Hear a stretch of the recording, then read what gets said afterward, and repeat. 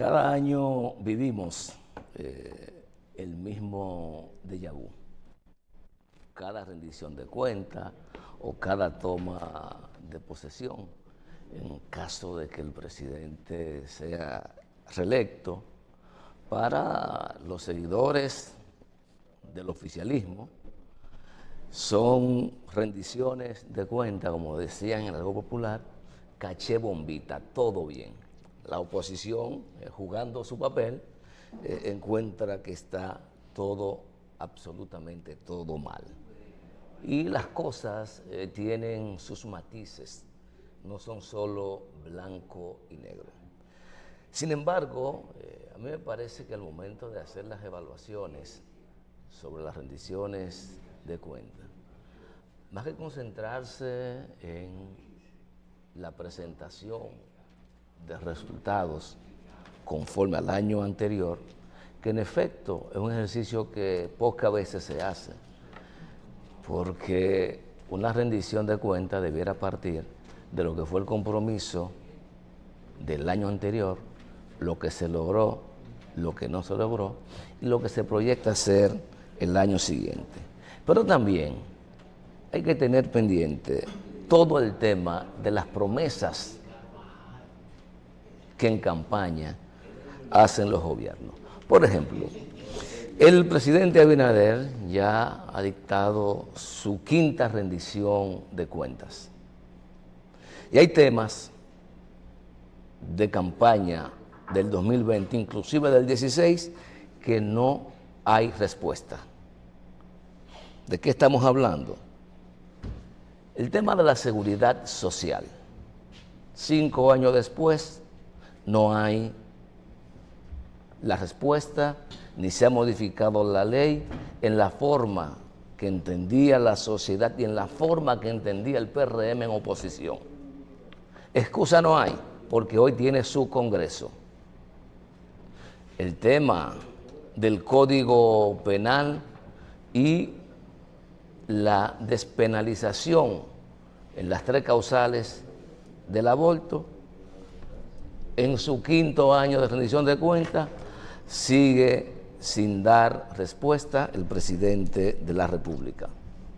El tema vinculado a la modificación a la ley de combustible, 5 años después, sigue pendiente. Y reitero, el presidente hoy día tiene su Congreso. Es decir, que hay temas que no hay excusa para que no se hayan producido los cambios que durante su vida corta de oposición del PRM le ofertó a esta sociedad que iba a solucionarlo.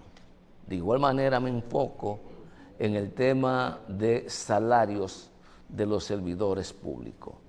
Yo veo que el gobierno hace mucho empeño, como debe ser, porque es parte del comité de salario, que es tripartito, en el aumento de salario del sector privado. Magnífico. Pero ¿cuándo va a haber un reajuste a los servidores del sector público? ¿Cuándo es que hay ciudadanos que van a dejar de ganar 10, 12 y 15 mil pesos en el Estado? Esa es otra deuda y promesa que tiene el presidente de la República.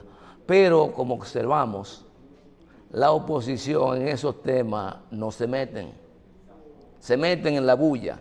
Bueno, sí, tocan someramente el tema vinculado a el costo de la canasta básica, que sí fue uno de los temas también que el PRM abordó mucho en su gestión como opositores, pero que llegado al gobierno todavía no hemos visto que el precio de los alimentos hayan bajado en la República Dominicana.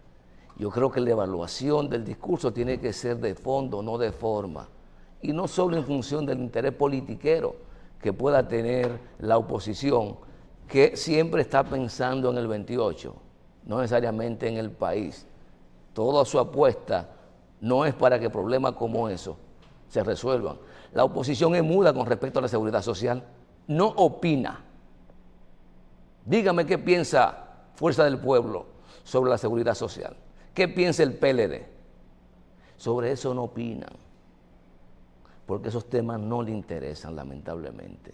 Y son las cosas que sí pueden gravitar positivamente en la mayoría de los y las dominicanas. El otro tema que quiero tratar tiene que ver con mis temores de lo que le acecha al mundo. Yo creo que estamos observando, sobre todo con la llegada del señor Donald Trump al poder, acciones que deben llamarnos la atención. Estados Unidos decide abandonar el Acuerdo de París. Lo decidió. Se va de la OMS. Se quiere ir de la ONU con el apoyo de Elon Musk. Lo de OTAN no me importa, pero se quiere ir de la ONU. Promoviendo sanciones a los fiscales o al fiscal de la Corte Penal Internacional. Todo esto, ¿hacia dónde nos lleva? Estos negacionistas, porque niegan todo, niegan el cambio climático. No creen definitivamente en los organismos internacionales porque aducen que hay agendas ocultas, que eso tiene otro propósito, pero han convivido la vida entera decidiendo y haciendo. Si hay agendas ocultas en la ONU, es porque ustedes la han promovido también, porque han sido parte de eso.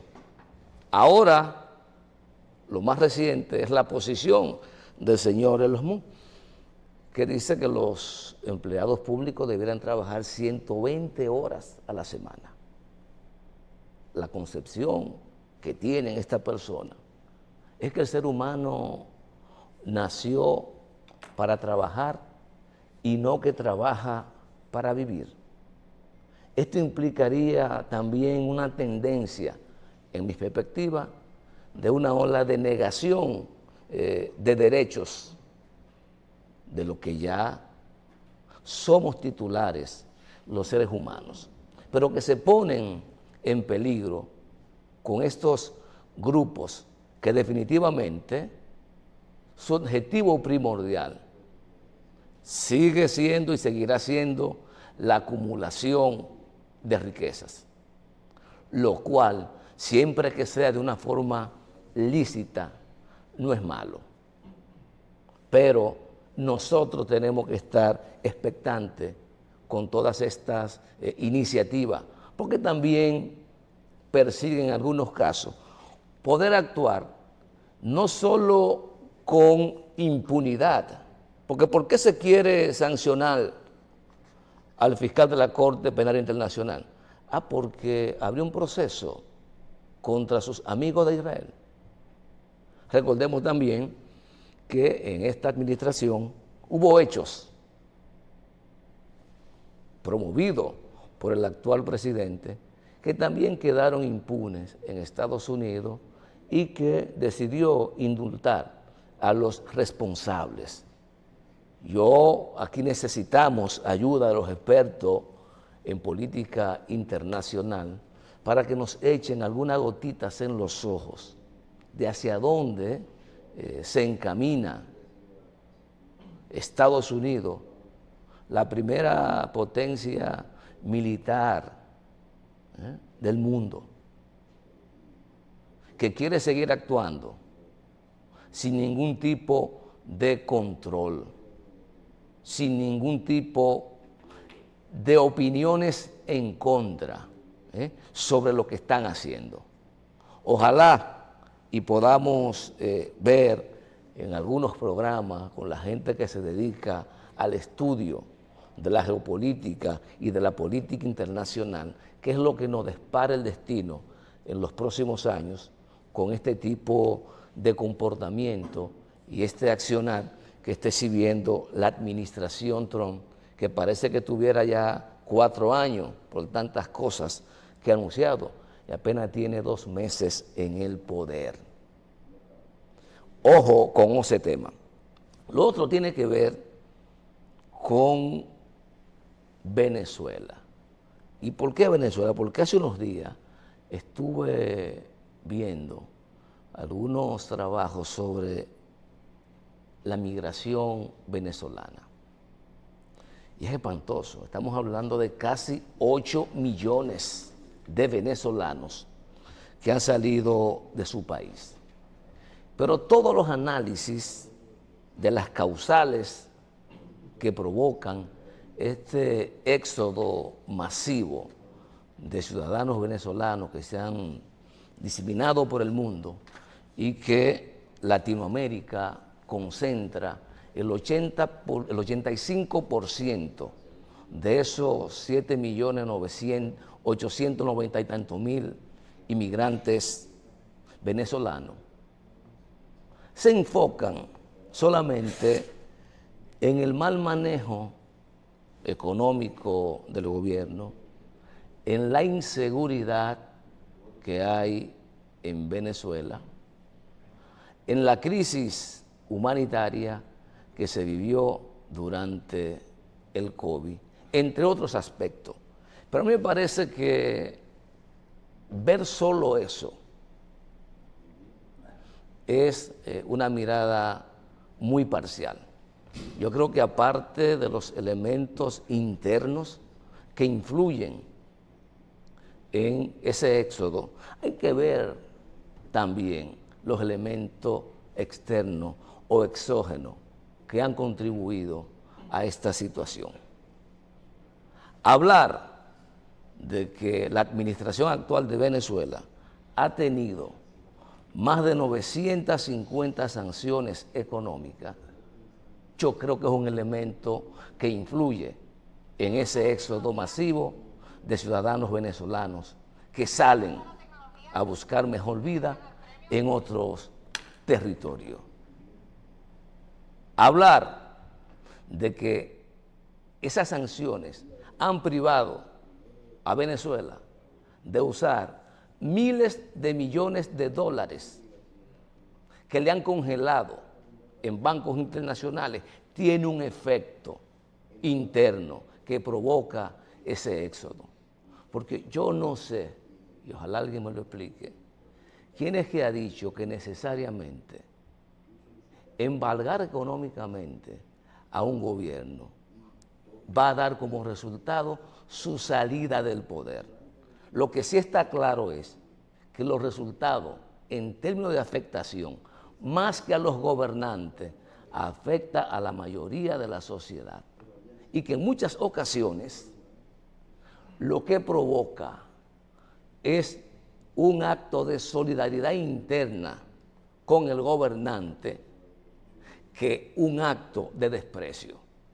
Y se contribuye de una u otra manera a consolidar esos liderazgos, inclusive a radicalizarlo, que es lo que ha ocurrido en muchos casos. Ese elemento, guste menos, guste más, sí que tiene un impacto interno.